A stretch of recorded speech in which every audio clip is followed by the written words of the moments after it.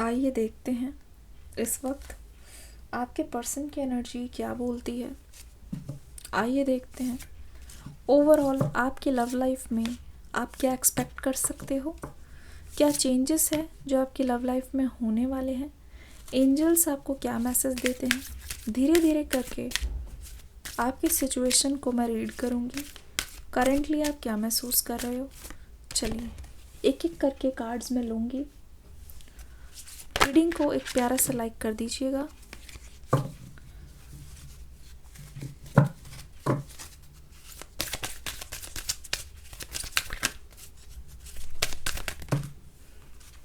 ठीक है, 3 कार्ड्स आ गए हैं हमारे पास।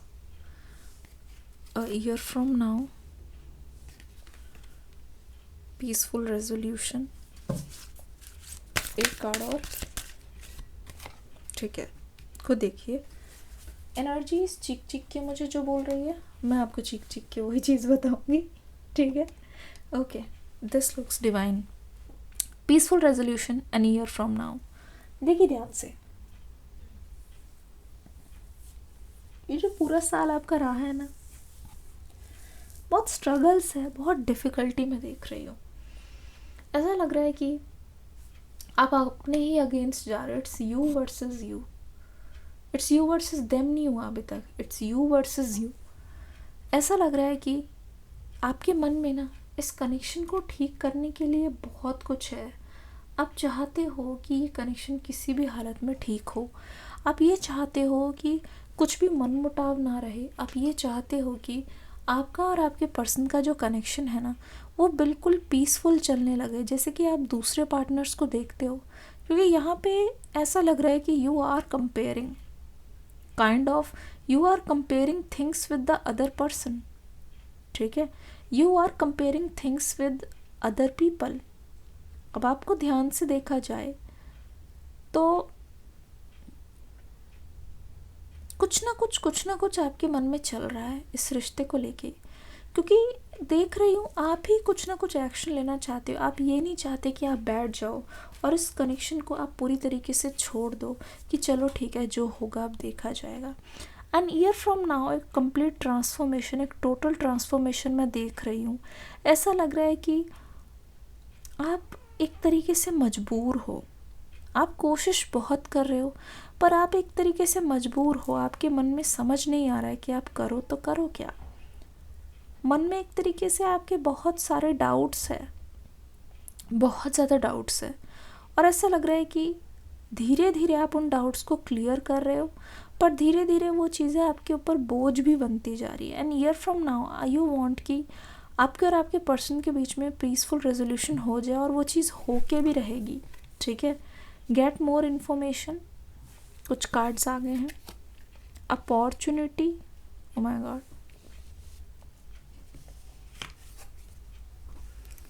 Look for a sign. अच्छा, ठीक है। अब खुद देखिए ये कार्ड्स क्या बोलने की कोशिश कर रहे हैं। पहली बात तो ये, जो भी चीज़ आपकी लाइफ से इस बार इस साल डिलीट हो रही है या फिर डिलीट होगी ना, उसके बदले आपको एक नई चीज़ दी जाएगी 2024 में। 2024 is like a very lucky year for you. It's like आपके पास अपॉर्चुनिटी की बहार होगी। ठीक है, जो चीज़ें दूसरे लेने के लिए भी तरसते हैं, ऐसा लग रहा है कि वो चीज़ आपके पास होगी, और वो चीज़ आप डिनाई नहीं कर पाओगे किसी भी हालत में। वो चीज़ आप खुद से दूर नहीं कर पाओगे, खुद से अलग नहीं कर पाओगे, और ना चाहते हुए भी ना उन चीज़ों को आप करोगे। ठीक है, आपका मन नहीं भी होगा, अगर आप इमोशनली ड्रेन भी होगे ना, आपको ऐसा लगेगा नहीं ये अपॉर्चुनिटी तो टेम्पररी है, इस चीज़ को तो करना ही है। ऐसा लग रहा है आप अपने काम के प्रति बहुत ज़्यादा सीरियस मुझे दिखाई दे रहे हो। कुछ भी करके आप ये नहीं सोचोगे कि नहीं चलो इसको इग्नोर कर देते हैं या फिर इसको छोड़ के एंटरटेनमेंट में लग जाते हैं। ऐसा नहीं होगा। जिस चीज़ से आपकी ग्रोथ होगी आप उस चीज़ को करोगे, चाहे आप किसी भी हालत में हो। एक चीज़ और, आने वाले कुछ टाइम में आपको कंप्लेन करने का मौका नहीं मिलेगा, क्योंकि आपको ऐसा लगेगा कि जो चीज़ हुई ना आपके अच्छे के लिए हुई। Look for a sign, this is your sign that जो चीज़ भी आपके साथ हुई है वो एक बहुत अच्छे कारण की वजह से हुई है। तो अब आप आगे जाके खुद को नहीं कोसोगे, खुद को क्रिटिसाइज़ नहीं करोगे। इवन इफ़ आपका ब्रेकअप भी हो रहा है, this is for your benefit हो रहा है, बिकॉज आपको उसके बदले बहुत सारी ऐसी अपॉर्चुनिटीज़ मिल रही है, बहुत सारे पॉजिटिव चेंजेस मिल रहे हैं. Peaceful resolution, gate more information. किसी भी डील को करने से पहले उसके बारे में अच्छी तरीके से रिसर्च कर लीजिएगा, क्योंकि यही आपका कार्ड बोल रहा है, यही आपकी एनर्जीज बोल रही है कि आपको ना बहुत सोच समझ के अपने टाइम को इन्वेस्ट करना है. आपके पर्सन आपके बारे में क्या सोच रहे हैं, इस कनेक्शन में आगे क्या हो सकता है. इस पर्सन का ऑब्सेशन कह रहा है, ओ माय गॉड, लवर्स और ऑब्सेशन आ गया. इस पर्सन का ऑब्सेशन कह रहा है आपके प्यार पर सिर्फ उनका हक है. ठीक है, 5 ऑफ सोर्ड्स की एनर्जी आ गई है. ये अपनी गलती को मान रहे हैं. ठीक है, अपनी गलती को ये मान रहे हैं. दूसरी चीज़ यहाँ पे ऐसा लग रहा है कि आप किंग की एनर्जी में हो, ये पर्सन क्वीन की एनर्जी में है. दोनों के स्टैंडर्ड्स, दोनों के रिलेशनशिप की जो डेफिनेशन है वो बिल्कुल सेम है.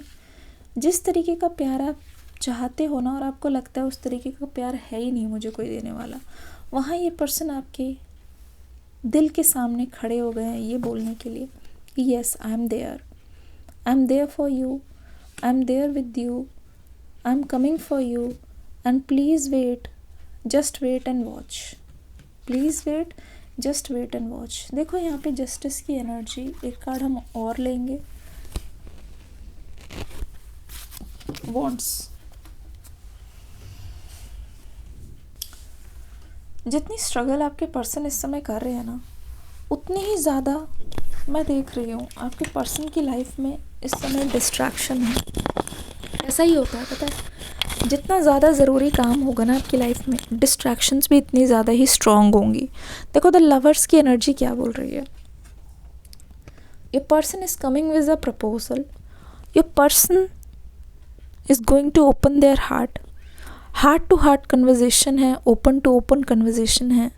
ये आपसे कुछ छुपा नहीं सकते और आप इनको अभी कुछ बताओगे नहीं, क्योंकि कप्स की एनर्जी ये आ गई है जो मुझे बोल रही है यू आर हैविंग पेशेंस.